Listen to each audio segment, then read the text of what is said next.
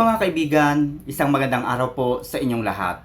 Ating tunghayan at intindihing mabuti. Bakit nga ba nasabi ni Senator Judge Robin Padilla ang mga katagang sana lang ay hindi one-sided ang ating prosecution? Mga kaibigan, sa ganitong usapin, hindi po nararapat na kuhanin lamang natin at intindihin ang maigsing salita upang maintindihan, upang intindihin ano nga ba ang pinaghuhugutan ni Senator Judge Robin Hood Padilla.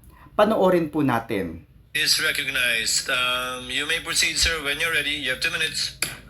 Maraming salamat po aming ginoong tagapamahalang hukom at sa atin pong ginoong Pangulo. Meron po akong katanungan para sa prosecution. Sa akin pong mga kaibigan sa prosecution. Napakahalaga po sa bawat pagdinig ay yung nagsasabi ng katotohanan. Tama po ba? Tama po. Opo. Pagka ang isang witness po ay naging halimbawa ng paiba-iba ang sinasabi, ano pong tawag dito? Di ba po kasinungalingan?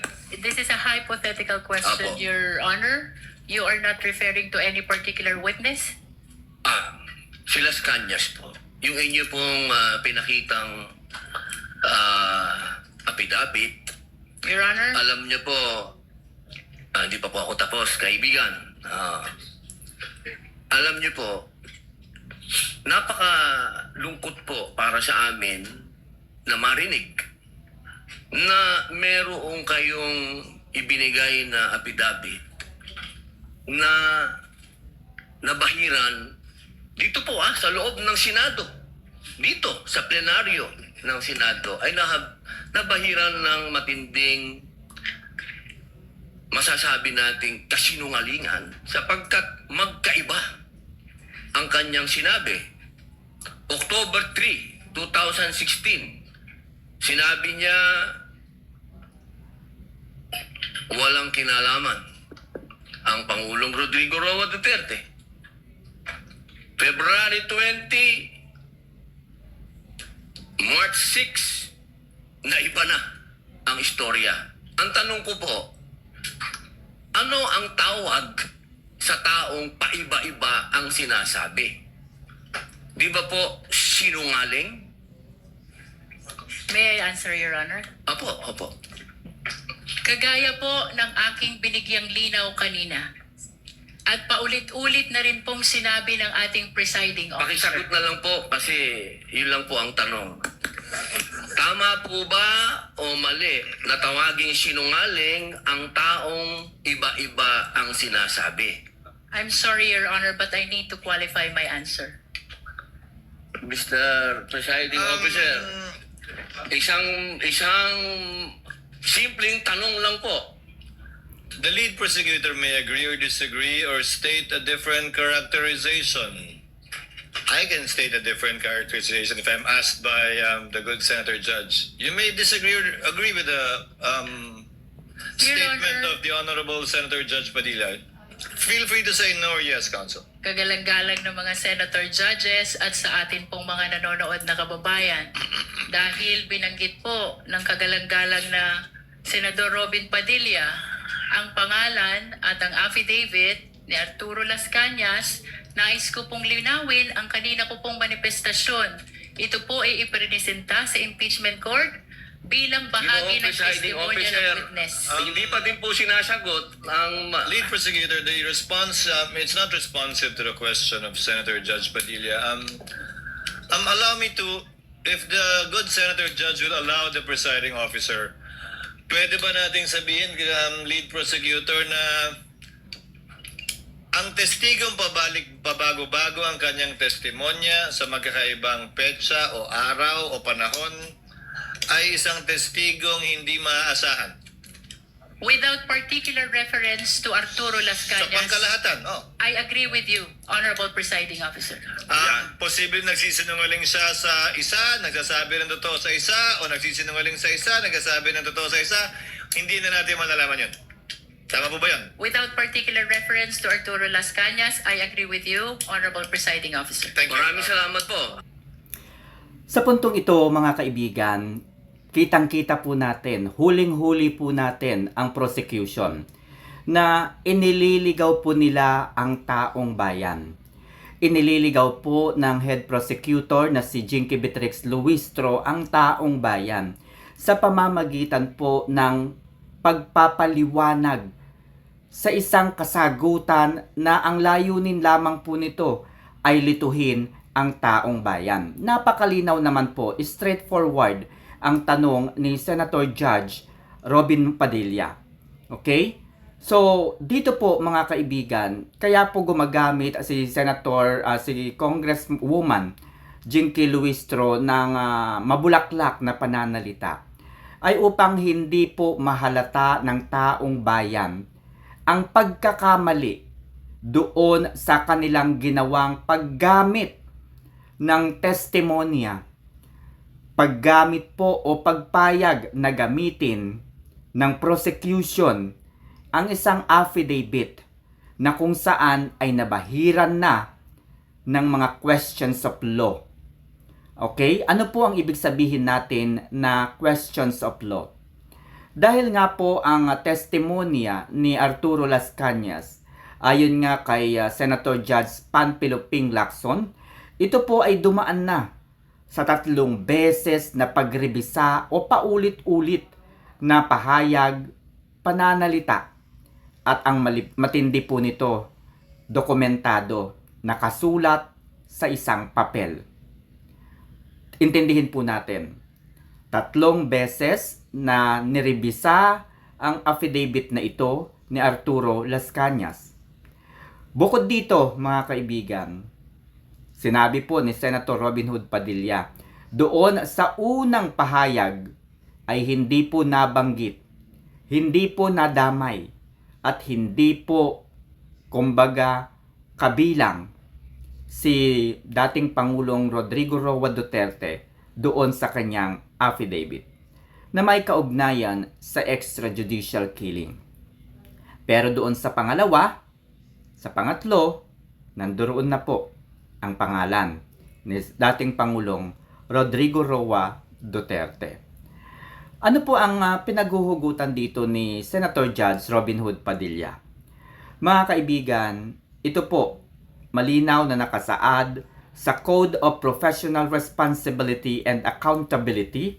Ito po AM number 22-09-01-SC, Puntahan po natin ang Canon 2, Section 32. Tingnan natin, Canon 2. Alright, so Canon 2, Section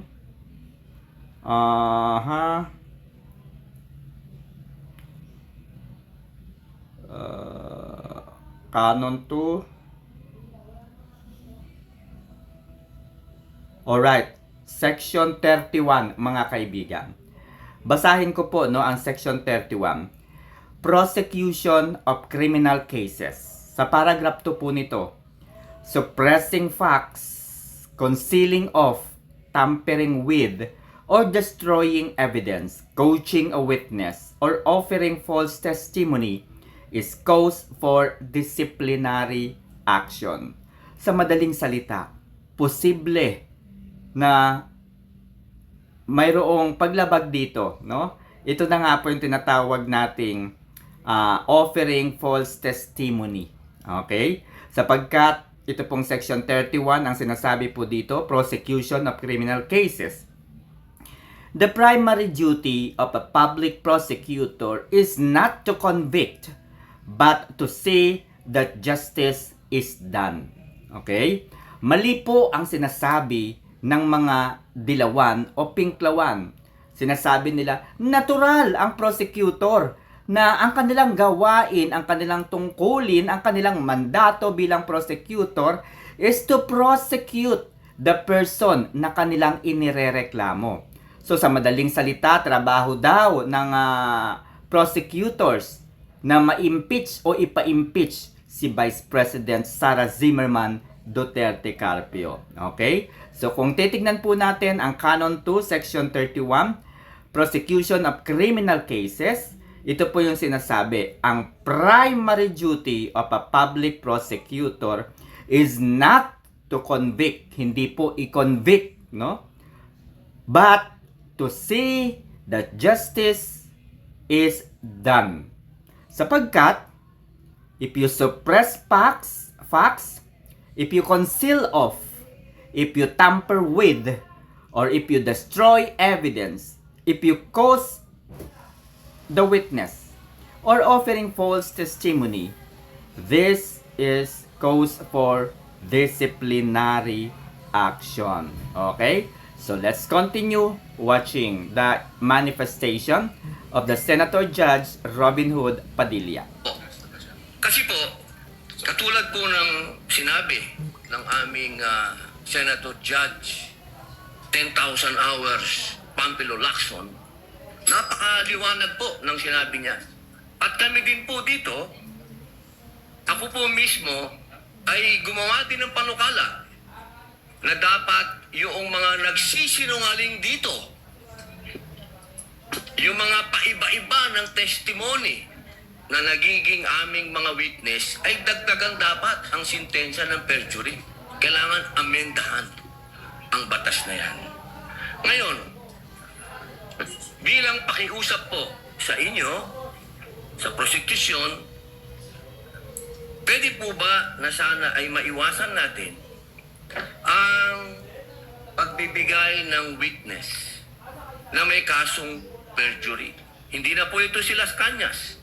Ang sinasabi ko po ay yung dalawang mahal nating witness, si Attorney Jeremy Lotok at si NBI Agent Talilong, na sa mga oras na ito ay may kasong hinaharap na perjury. Pwede po bang iwasan natin na may mga ganito tayong witness para ang nasasakdal po kasi dito ay ibinoto ng 32 milyon na tao. Sana po, aming mga mahal na kaibigan sa prosecution, ay isipin nating mabuti bago po tayo magbigay ng mga witness na may perjury na kaso o nagkaroon po kami ng dahilan na gumawa ng amenda na itong perjury ay amendahan. Pwede po ba yun? Your Honor, with all due respect, I would like to take exception to the question and manifestation of the Honorable Senator Judge Robin Padilla. First of all, we were able to verify already that there are no cases pending against the prosecution witnesses. In addition, Your Honor, and only to respond to the concern of the Honorable Senator Judge Padilla, ang conviction po ay hindi ground for disqualification unless it is final and unless it is punishable by more than 1 year and that the crime constitutes moral turpitude. Alam niyo po, napakaganda po ng inyong sagot. Sana hindi one-sided ang ating persecution. Kasi, alam niyo, pag kayo ang pagpabor sa inyo, alam niyo ba, bawal po ang ginagawa. Kindly maintain Presiding order Officer, within the bawal po court. ang ginagawa nitong nasa harap natin, nagkukomento. Kindly maintain order in the court.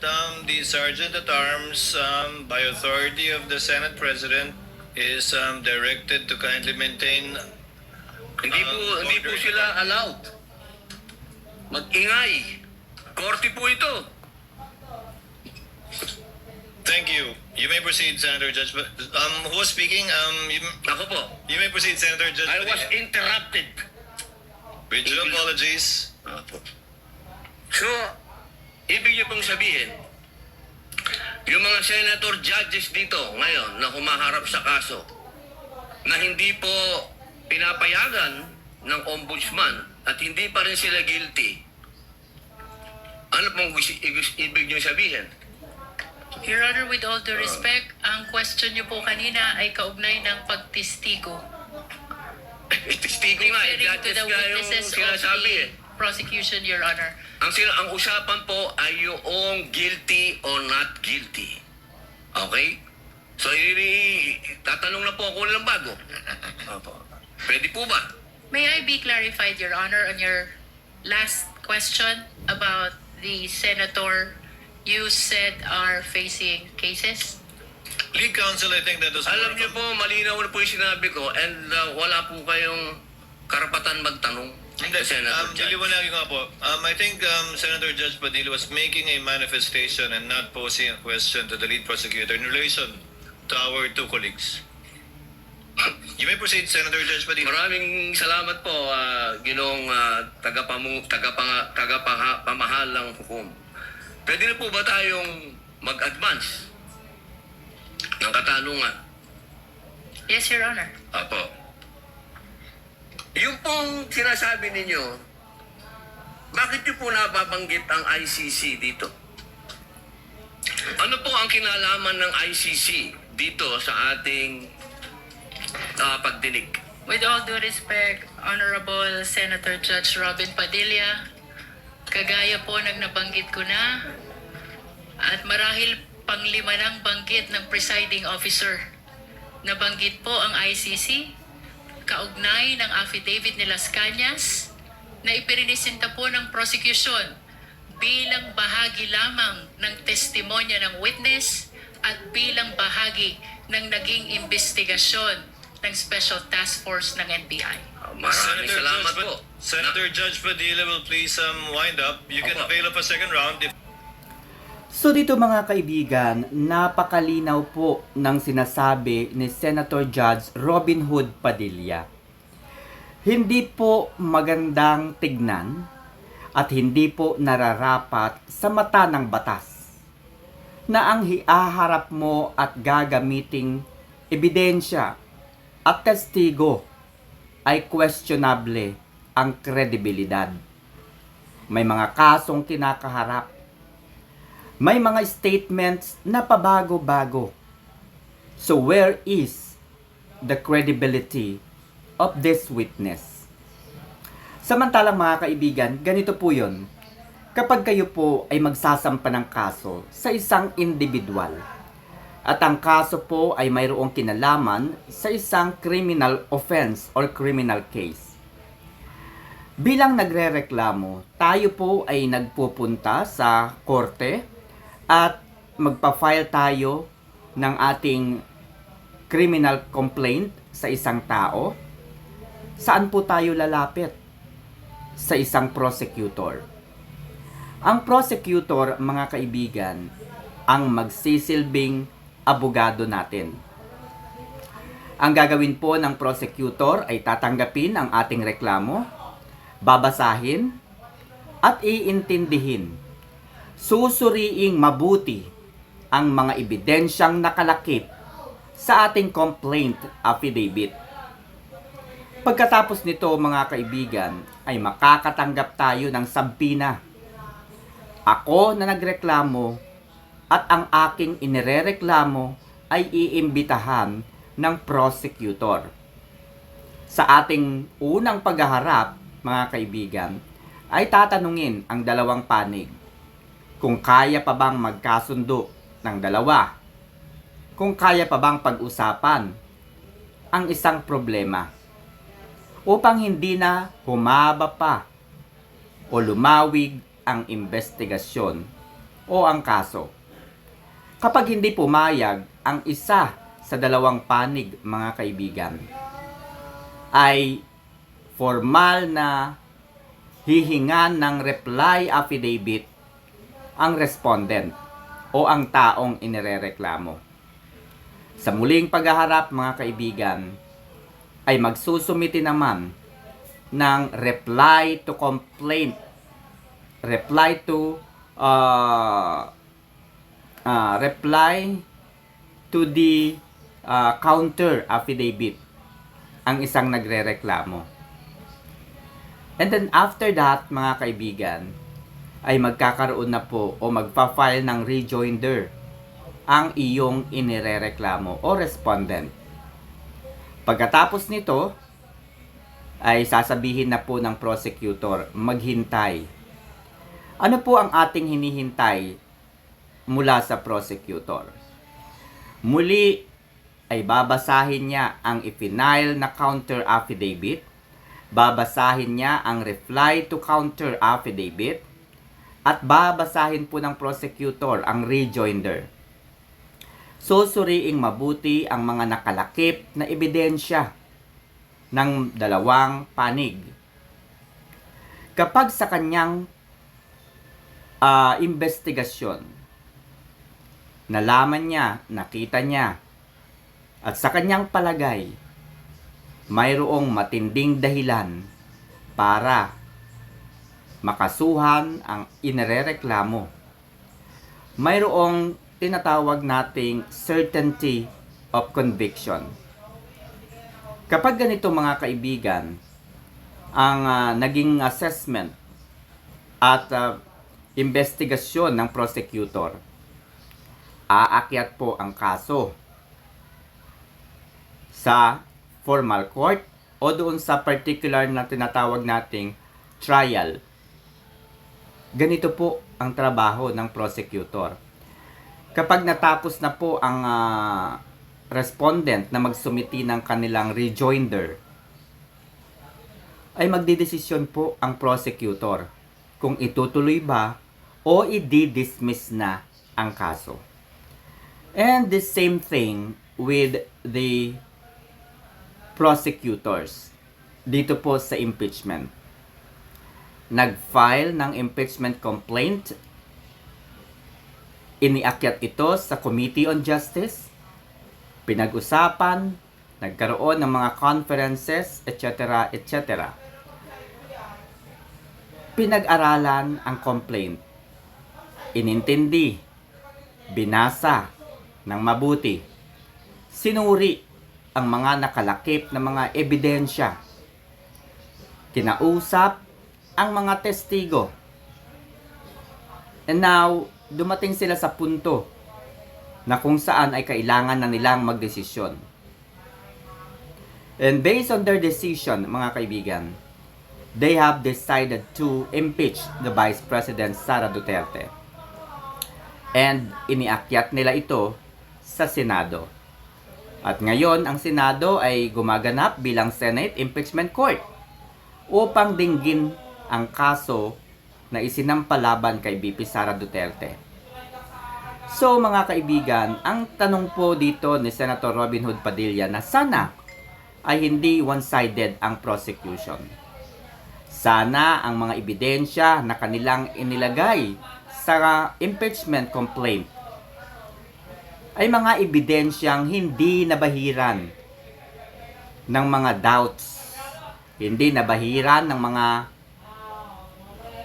pag-modify, pagtatago, pag-e-edit, pagko-coach, at iba pang mga bagay na makakaapekto sa authenticity, sa originality ng mga pangyayari. Sapagkat ang statement po ni Arturo Las Cañas ay hindi natin alam kung ano doon ang totoo at ano ang hindi. And the same thing with the two witnesses na inilabas ng prosecutors. Questionable ang kredibilidad ni na John Mark Calilong at ni Attorney Jeremy Lotto. Wala silang kredibilidad. And therefore, pasok na pasok po yung ating nabasa sa Canon 2. Sapagkat ang pagpo-prosecute daw sa isang akusado, no? Malinaw po dito.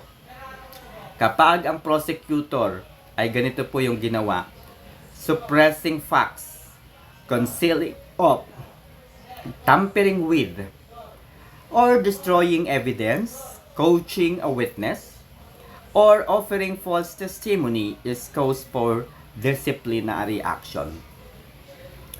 Sa pag-cross-examine po ni Attorney Mark Binluan kay NBI Director Melvin Matibag, tinanong po niya ang witness kung totoo ba na ito ay nakipagpulong sa mga miyembro ng prosecution bago ang kanyang pagharap sa Senate Impeachment Court.